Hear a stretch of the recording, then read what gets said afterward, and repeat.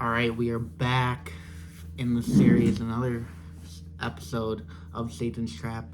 Today we're going to be dealing with anger, and this one hits home with me because I'm a hothead. I get fired up a lot.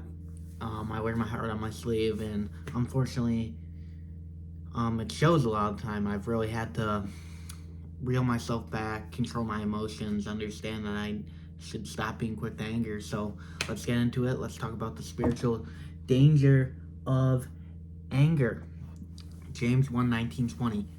If you're new here, grab Bible, grab a notebook, because we're just getting right into it. We're spinning game. Alright, James 1:19-20. Everyone should be quick to listen, slow to speak, and slow to become angry, because human anger does not produce the righteousness that God desires. Alright? Anger opens the door for Satan. Alright? It clouds your judgment, poisons your heart, and leads you away from righteousness. Alright? Let's think. Every time we've gotten angry, does it help us? Does it do anything for us? No, it doesn't. Alright? I like to use this example of me playing Xbox as a kid, getting angry, and smashing my controller. Did that solve me getting angry? No, that just made me more angry, and now I've lost out $50 on an Xbox controller, and I didn't even have a car, so I couldn't even get a controller, so it was like, F it. I can't play video games anymore for that day. You know what I mean? That's the perfect example of anger. It just leads you down a bad path, man. Alright. Where anger first appears in the Bible. Genesis 4:5-8. Alright. A lot of you guys know this story. It was the first sin, the original sin. No, sorry. Not the first sin. That was Adam and Eve. The first murder. Alright. Cain was angry because God accepted Abel's offerings, but not his. This anger led to Cain to murder his brother. Alright? Unchecked anger leads to destruction, like we talked about with the Xbox controller. Me smashing it like that leads to destruction. Unchecked anger is going to lead you down a bad and very dark path. Alright? Look at Moses. Alright? Striking the rock in anger, Numbers 20:10-12. He disobeyed God and missed out on entering the promised land. And then we can talk about Saul. His jealousy and rage toward David led him on basically a manhunt. 1 Samuel 8-16-11. His anger led him to a manhunt and ultimately to his downfall. Alright? It does no good. Anger generally does no good. A lot of real life examples we can talk about are fights. You know, they escalate and they can ruin friendships or family over stupid things. I know a lot of times where I fight with my friends or I fight with my family over things, and then you look back on it in a month and you're like, either you don't remember what you guys were fighting about, or it was just something stupid, genuinely stupid. Alright?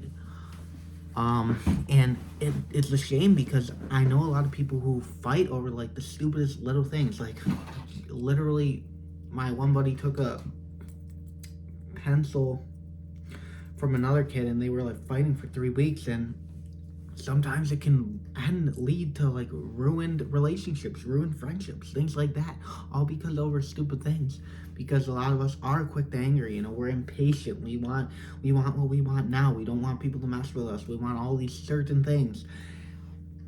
Another example is road rage leading to violence. I've been, unfortunately, on the side of road rage, and maybe someone cuts me off, or they do a stupid decision, or they're driving slow, and then next thing you know, I'm honking at them, or I'm riding up their ass, or I'm blasting music, giving them the finger, all these different things, right?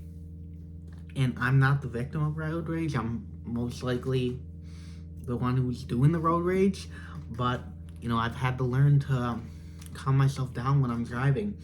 And then holding on to anger, it causes health problems like anxiety, like depression, and even physical illness.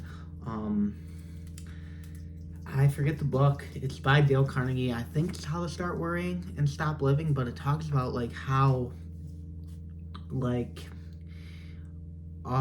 people can cause symptoms, manifest symptoms and diseases into their body, and anger is one of them. Like, you can cause yourself stress, you can cause yourself anxiety, you just being angry built up all the time. We see it a lot with, I see it a lot with older people. Like, they're always like tense and all these things, and they're always stressing themselves out, and they like end up giving themselves heart attacks pretty much just because of like how they act. You know what I mean? Now let's talk about how to overcome anger. All right. One, recognize it early. Okay, recognize when you're getting angry. Recognize when you're ticked off. Like, me and my friends joke around. This one kid of mine, if he's even watching this video, shout out to him. But me and my friend, we joke around about like when I'm angry, I'll say I'm fired up or something like that. And we like to joke like when I'm starting to get angry, I'm preheating, like an oven, like I'm preheating. All right, so recognize when you're preheating. Don't ignore it. Call it out before it grows. Understand, like, all right, maybe something's gonna tick you off. Go walk around, walk away in the other room. Go take a deep breather, things like that. Number 2, surrender it to God. Ephesians 4:26 through 27. In your anger, do not sin. Do not let the sun go down while you are still angry, and do not give the devil a foothold. When I'm angry, like I just talked about, or when I recognize I'm starting to get angry, I'll start to walk away. I'll start to take deep breathers. I'll start to like mumble to myself and talk to God, pretty much like, yo, God, this is pissing me off. Please help me with it. Please don't allow me to, or please allow me to become slower to anger, things like that. All right, next up, practice patience and self-control. Proverbs 16:32. Better a patient person than a warrior, one with self-control than one who takes a city. Self-control is stronger than physical strength. You'll notice that when you start to do all these self-improvement habits, like praying for patience, meditating, all these different things, you'll start to realize that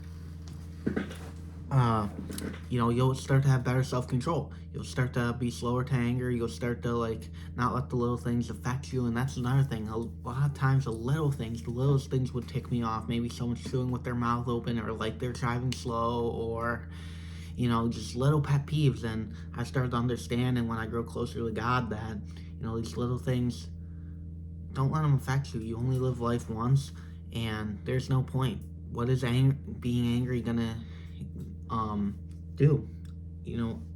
Yeah, I'm gonna sneeze. Hold on. And that's another thing. I would get angry a year ago when I'm filming videos when I have to sneeze. But the worst thing is when you feel like you're gonna sneeze, but it doesn't come out like it is right now. Fudge. Forgive quickly. Number 4. Anger often lives when forgiveness dies. Colossians 3:13. Bear with each other and forgive one another if any of you has a grievance against someone. All right. I'm not saying if someone stabs you in the back, I'm not saying forgive them and go hang out with them. Don't forget it, but don't hold that hatred in your heart. You ever meet someone with bad energy, it just rubs off on everyone. If you hold that hatred, you're going to rub off bad energy onto them. But if you have love in your heart, you're going to rub off that good energy, and it's going to spread, and we're going to make it, it's ultimately going to become a better world. Okay? There was one more point I wanted to make on that statement, but I don't remember now. This was actually a quick one. This is only 9 minutes long. But yeah, final warning. If you let anger control you, Satan doesn't need to attack you. You'll destroy yourself. A man who cannot control his anger is a man who Satan can easily control. All right. If you want help growing your relationship with God, I have the Rebirth Protocol down below. It's designed to fix your life with Christ, fix your relationship with Him, and do all these different things that can just better your life. The same protocol I used to fix mine, because I used to be fat. I used to be addicted to all these substances, addicted to porn, all these different bad things. And now I've grown my relationship with God. I have a purpose. I have a genuine relationship with Him. My business is growing. My YouTube's here. I'm chasing after my dreams. Yeah, if you want the link Link is in the description. Just message me on Instagram, and first 10 people are going to be getting a free 30-minute call with me. But yeah, I love you. I appreciate you, and I'm grateful for every single one of you. And one final thing, don't let anger be the chain Satan uses to drag you down. Choose Christ. Okay, choose peace, choose forgiveness. That's what it's all about. Jesus wanted you to love everyone, so do it. All right, have love in your heart, hold love in your heart, and yeah, I'm grateful for every single one of you. Hope you guys have a beautiful and blessed week.